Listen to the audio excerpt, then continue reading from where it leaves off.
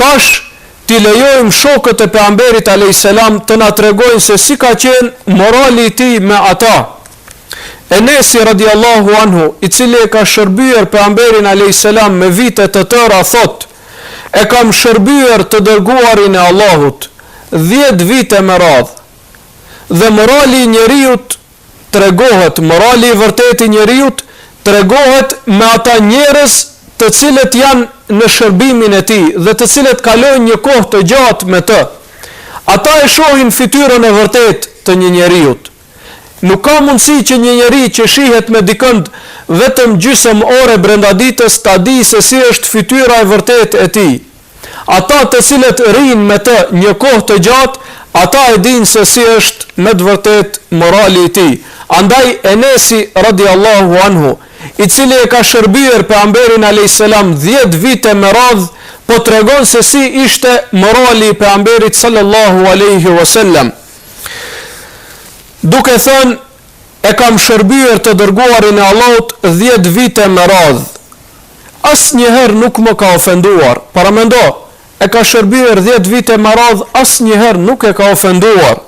Dhe asnjëherë nuk më ka qërtuar, dhe asnjëherë nuk ka thënë uf, pra si shenjë mos pajtimi me veprën e tij. Dhe asnjëherë nuk ka thënë për diçka që e kam bërë, pse e bëre kështu, apo për diçka që nuk e kam bërë, pse nuk e bëre kështu. Asnjëherë nuk ka thënë pejgamberi alayhis salam një gjë të tillë. Kjo e tregon moralin e lartë që e kishte ai sallallahu alaihi wasallam.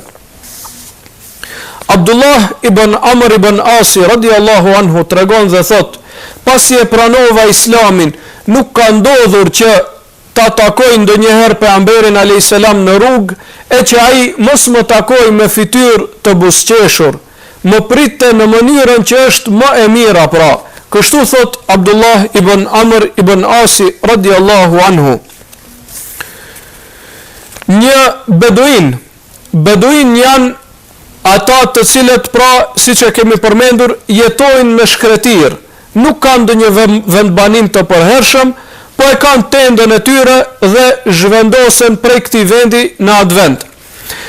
Dhe njëri prej beduinëve i cili pra e kishte pranuar islamin, mirë po jetonte larg dhe nuk kishte edukat, pra ashtu siç duhet, faktikisht në këtë rast nuk e kishte pranuar ky islamin, po beduin ka ardhur në qytet. Dhe kur ishte pejgamberi alayhis salam duke ndejtur me shokët e tij në tubim, pra në xhami, e panë se ky beduini hyri në xhami dhe u drejtua te një qoshe e xhamis dhe filloi që të urinoj. Ta bëj urinën. Shokët e pejgamberit alayhis salam u hidhruan shumë me këtë vepër të tij, dhe disa prej tyre deshtën që të ngriten e ta sulmojnë fizikisht atë. Mirë po pejgamberi alayhis salam i ndali, ju tha ndaluni, lejeni që ta kryej njeriu.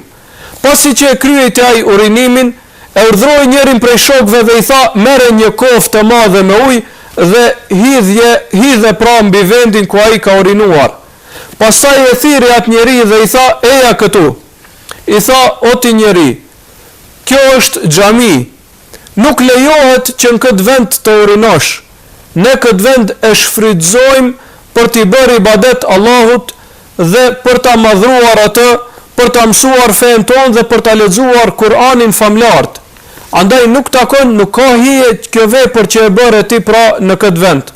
Atëherë ky njeri, kur e pa se si doni të reagonin shokët e tij dhe kur e pa se sa bukur e edukoi Muhamedi alayhis salam, tha: o Zot, tha, më mëshiro mua dhe Muhamedin alayhis salam, dhe pranoi islamin dhe u bë musliman.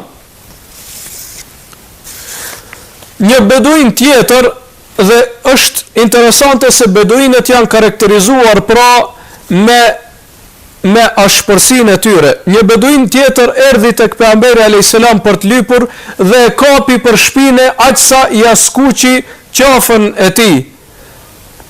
Mirë po pejgamberi alayhis salam u kthye i buzëqeshur dhe i tha: çka don? I tha: më jep prej pasurisë që të ka dhënë Allahu ty. Atë pejgamberi alayhis salam i buzëqeshur i tha shokëve të tij: jepni pak sepse njeriu pas ka nevojë. Pra moral i lartë me këta njerëz që njihen si njerëz pra më pak të civilizuar, pra që janë njohur në kohën e pejgamberit alayhi salam. Aisha radiallahu anha tregon se pejgamberi alayhi salam asnjëherë nuk hakmerej për vetveten e tij, dhe kur ndëshkonte për shkak të fesë së Allahut subhanahu wa taala.